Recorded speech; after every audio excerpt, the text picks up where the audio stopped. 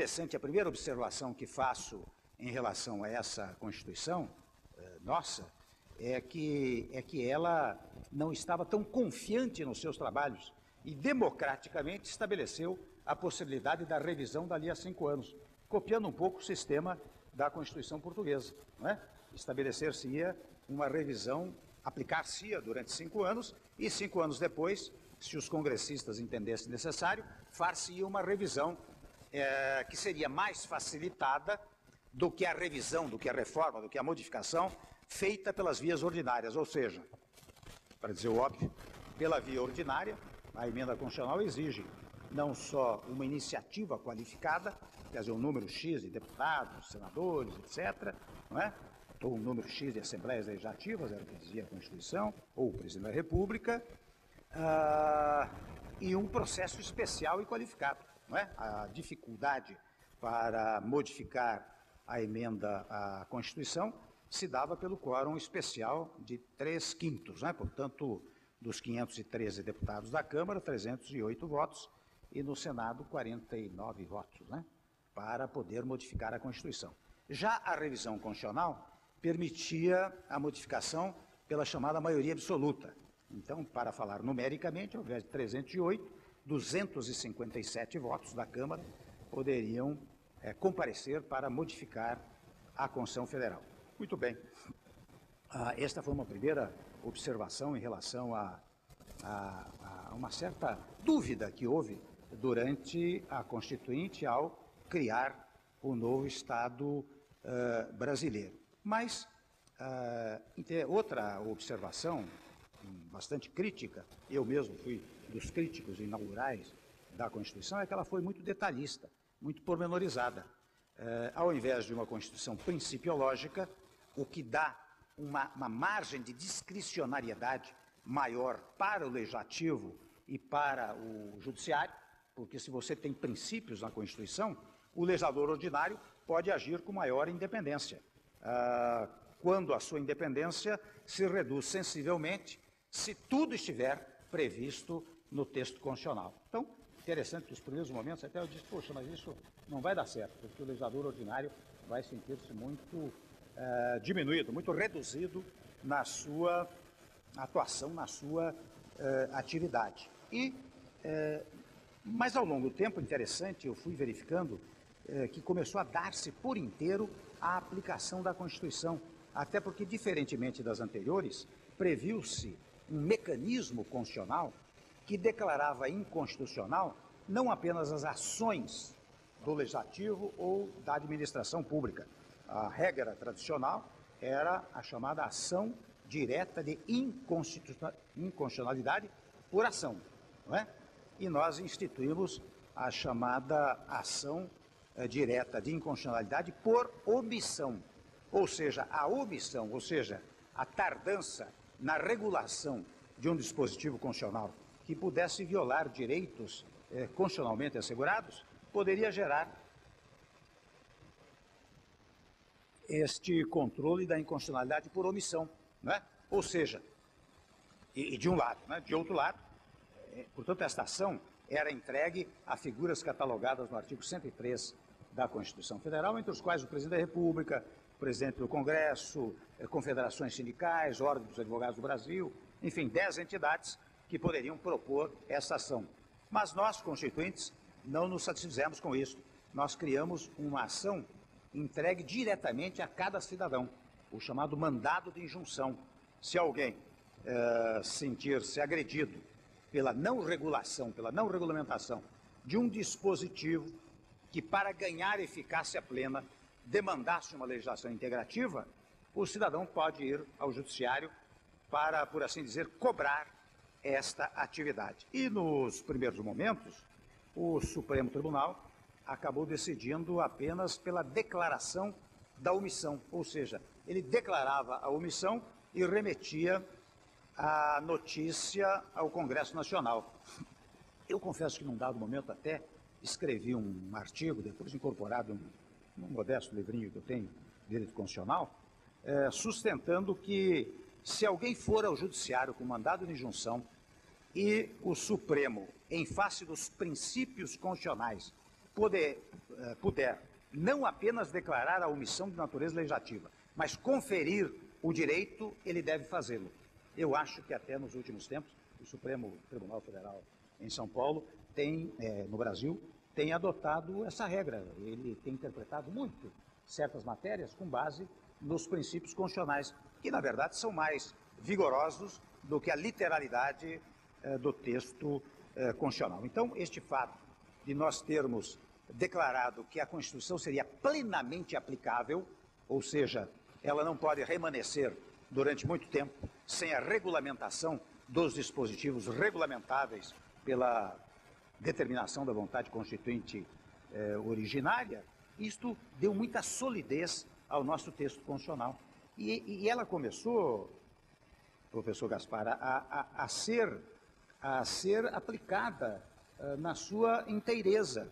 Interessante que até normas programáticas do texto constitucional passaram a servir de norte para as políticas públicas no nosso país. E eu registro que, tal como outras constituições anteriores, também democráticas, nós conseguimos fazer um amálgama dos direitos liberais, da chamada democracia liberal, com a chamada democracia social.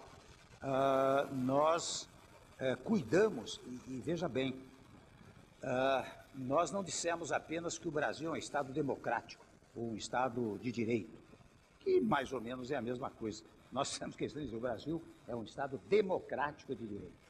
E, sobre mais, nós não ficamos apenas na teoria da representação popular. Nós adotamos também mecanismos da democracia direta.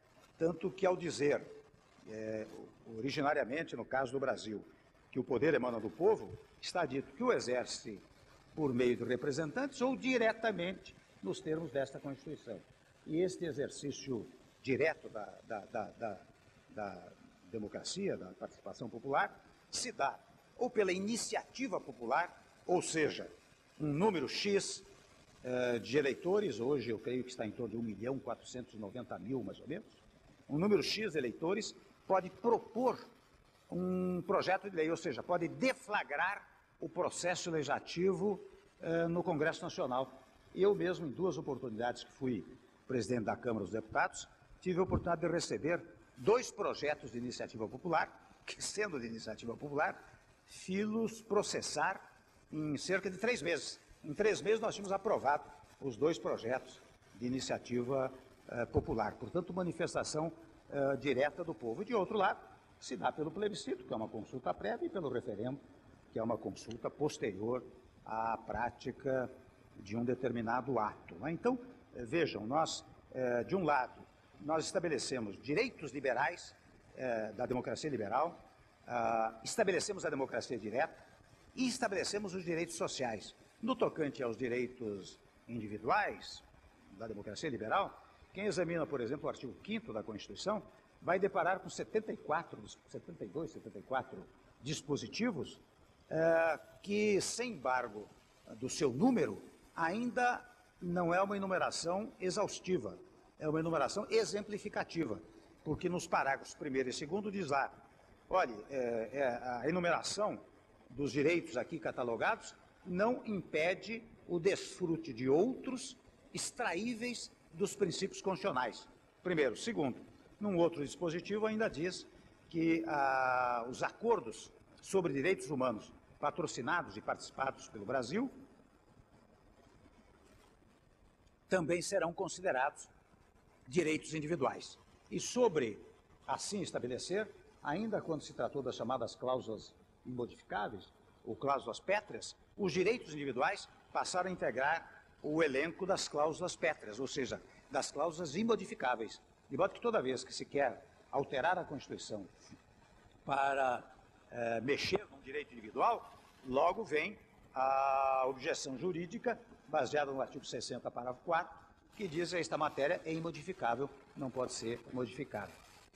Aí entra, naturalmente, a liberdade de imprensa, liberdade de associação, liberdade de reunião, liberdade de manifestação, as mais variadas liberdades. Não é? Mas, de outro lado, nós percebemos que deveríamos elencar na Constituição os chamados direitos sociais. E a Constituição é pródiga na enumeração dos direitos sociais, não só esparsamente, como tem capítulo destinado especialmente aos direitos sociais, não é? E os direitos sociais que tiveram sua origem lá no Bismarck, em 1880, na Alemanha, né? Foi o primeiro chefe de Estado a imaginar os direitos sociais, até interessante, criou na época de seguro-desemprego, e depois nós temos um histórico dos direitos sociais, que antes mesmo da Revolução Socialista, Comunista, de 1917, encontrava guarida na Constituição Mexicana, de 1910. A Constituição Mexicana, de 1910, tem um elenco dos chamados direitos sociais que foram elevados a um grau máximo, talvez exagerado, na Constituição Soviética, resultante do movimento de 1917. E convenhamos, aqui no Brasil, 34 tinha um breve elenco dos direitos sociais, 46 igualmente, não é? Mas eles não eram aplicados. Vou dar o exemplo. As condições previam: o empregado terá direito à participação no lucro das empresas, vírgula, nos termos da lei. Como a lei integrativa não vinha, não se viabilizava a aplicação desse dispositivo, diferentemente daquilo que eu estou dizendo em relação à Constituição de 1988. Então, é claro que nesse processo histórico brasileiro, num dado momento, os brasileiros disseram muito bem: eu não quero apenas a liberdade de protestar, de me manifestar, eu quero ter pão sobre a mesa, eu quero saber como é que eu me alimento, não é? Eu quero saber onde é que a democracia facilita a minha vida nesse particular. E aí é que vem uma segunda fase da democracia, que nós estamos rotulando de democracia social, para dizer que os governos, num primeiro momento, incentivaram muito a ideia do liberalismo, não é? Eu digo isso porque muitas vezes se diz que o Estado liberal sucedeu ao Estado absolutista e que o Estado social sucedeu ao Estado liberal. Não é verdade. No caso brasileiro não é verdade, porque nós fizemos esse amálgama entre o liberalismo e o socialismo, a democracia liberal e a democracia social, porque quando os governos resolveram ditar políticas públicas conducentes à aplicação dos direitos sociais, esses direitos estavam na Constituição. Eu sempre conto, professor Jorge Miranda, que encartou-se na Constituição o direito à alimentação e o direito à moradia. E eu que estava lá, né, as pessoas me perguntavam: mas Temer, você que é jurista, deixar uma bobagem dessa no texto constitucional? Eu digo: olha, esta é uma regra programática, mas como programática que é, ela impede, em primeiro lugar, uma atitude política, ou administrativa, ou legislativa, ou judiciária, contrária a este princípio. Primeiro ponto. Segundo ponto, eles são indutores de uma política pública que leve à consecução desses objetivos. Então, quando nós vemos falar, por exemplo, no Bolsa Família, que é um projeto de muito sucesso lá no Brasil, né, que alimentou, na verdade, a primeira ideia é de alimentar pessoas, né? As pessoas recebem um X por mês, de acordo com o número de filhos, e desde que estejam na escola, né? E desde que sejam vacinadas, né? Mas este primeiro passo foi um passo para alimentar as pessoas. Então, quando o governo fez, advertido ou inadvertidamente, mas estava cumprindo um preceito constitucional que garante a todos o direito à alimentação, não é? Quando se estabeleceu o direito à moradia, isto gerou lá no Brasil, professor, uma política pública que já entregou 1 milhão de casas populares e vai entregar mais 1.400.000 em breve tempo, ou seja, estará dando moradia a cerca de 10 milhões de pessoas. De onde vem essa política pública? Vem do texto constitucional, que assegurou direito à alimentação e direito à moradia. E a partir daí, aconteceu um fenômeno curioso. Quando nós falamos 35 milhões de pessoas saíram da pobreza absoluta e foram, digamos assim, para o primeiro patamar da classe média, né? Não digo que é classe média média ou alta, mas classe média baixa, mas já classe média, já podendo desfrutar de alguns valores da sociedade brasileira. Essas pessoas se agregaram, se incorporaram a outras milhões de pessoas que já estavam na classe média, tanto que hoje no Brasil, cerca de 55%, 58% da população está precisamente na classe média, né? Então, estes milhões de pessoas que foram para esta classe começaram a desfrutar de bens que antes não podiam desfrutar.